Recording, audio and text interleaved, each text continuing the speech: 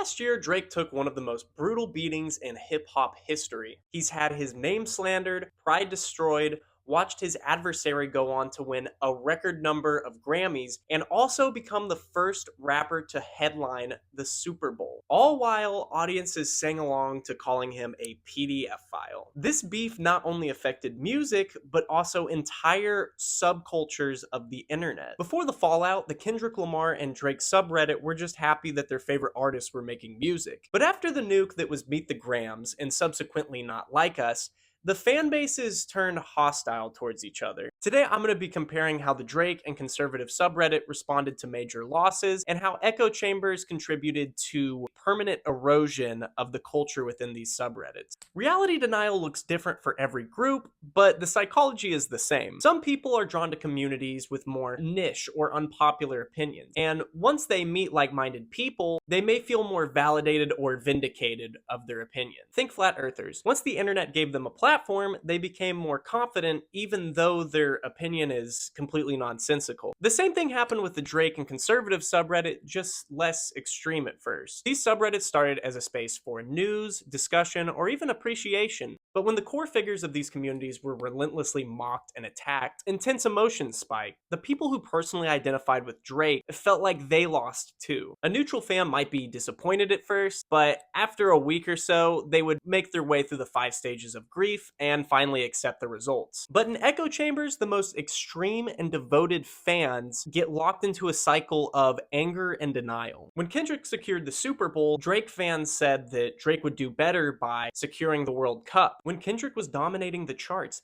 Drake fans said that the industry was rigged against Drake and that all of the listeners were bots. Sound familiar? In the aftermath of the 2020 election, half of the conservative subreddit accepted the results, but the other half doubled down and claimed immense election fraud. These subreddits are so eerily similar that both figureheads even filed lawsuits claiming widespread systematic fraud. As more radical people join the subreddit, you see more rational opinions downvoted by the vocal minority. Anyone who has a neutral opinion is automatically downvoted. A lot of times when communities become radicalized, they will victimize themselves to maintain narrative control. Take this thread from Drizzy, for instance. Why do people hate Drake? I could find that info within a 10-second Google search. They don't actually want to know why people dislike Drake. They just want this post to be used as an opportunity to stomp out dissonance and paint Drake as this kind of martyr figure who can do no wrong. You get goofy, bad faith responses like, oh, well, people are just jealous of Drake, or people love to hate on people who take risks,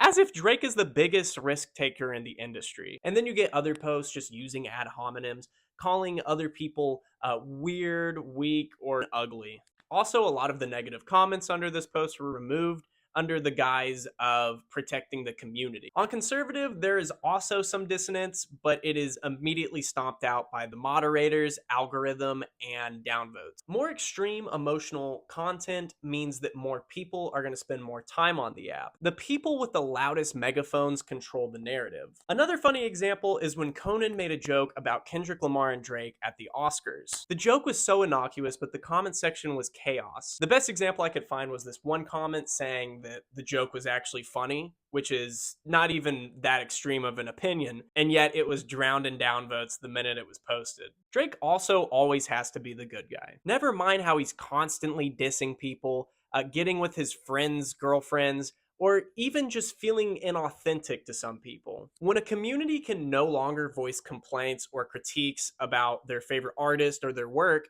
it eventually devolves into a contest on who can be the best stan. The more dedicated of a fan you are, the more you'll be welcomed within the community and rewarded. Crafting narratives and attacking less devoted fans becomes a competition or a game to see who is the best Drake stan. And this is similar with the conservative sub. There aren't any nuanced or gray areas of discussion. Oh, you're not pro-choice? Well, then you're not a real patriot.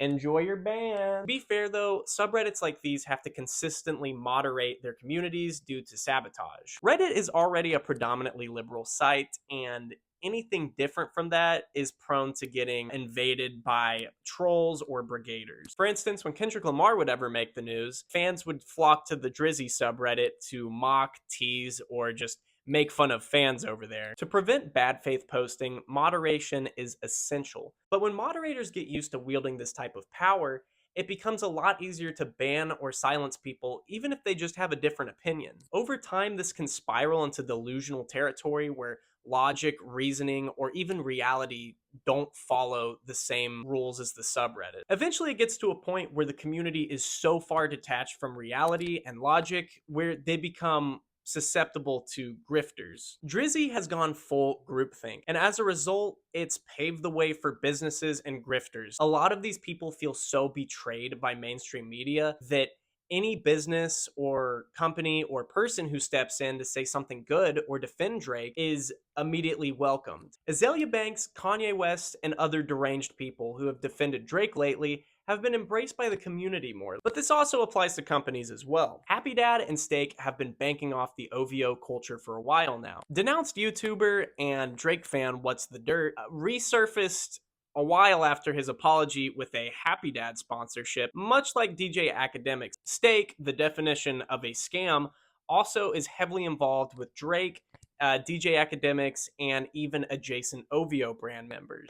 And finally, maybe the biggest grift of them all is Drake himself. When Sexy Songs for You came out, Drake's fanbase was so vindicated that they bought multiple digital copies while also having the album playing on loop just to get his streams up. It's weird because they're getting nothing out of this. They are buying multiple digital copies while also essentially botting and fluffing up the streams, which is something they accused Kendrick's fan base of doing. The pattern is also consistent with the conservative subreddit. Conservatives criticize Big Pharma and vaccines and are ready to take ivermectin and other over-the-counter snake oil. People like Alex Jones have made a career of victimizing themselves, saying that if they don't get money, then the government is gonna shut them down or silence their voice. And on top of that, you've probably got the biggest con man of all time who successfully grifted his way into the presidency twice. And at this point, the grift is genuinely impressive. The most popular politician of the modern era basically rules the country, and the most popular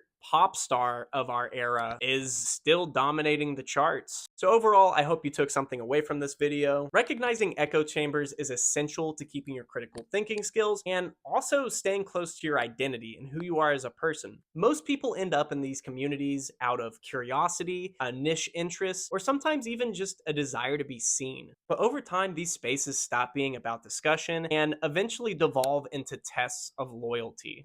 So with that being said, thank you for watching. If you enjoyed this, please make sure to like, comment, and subscribe. And also leave any suggestions for any future videos in the comments. And most importantly, don't forget to stay critical.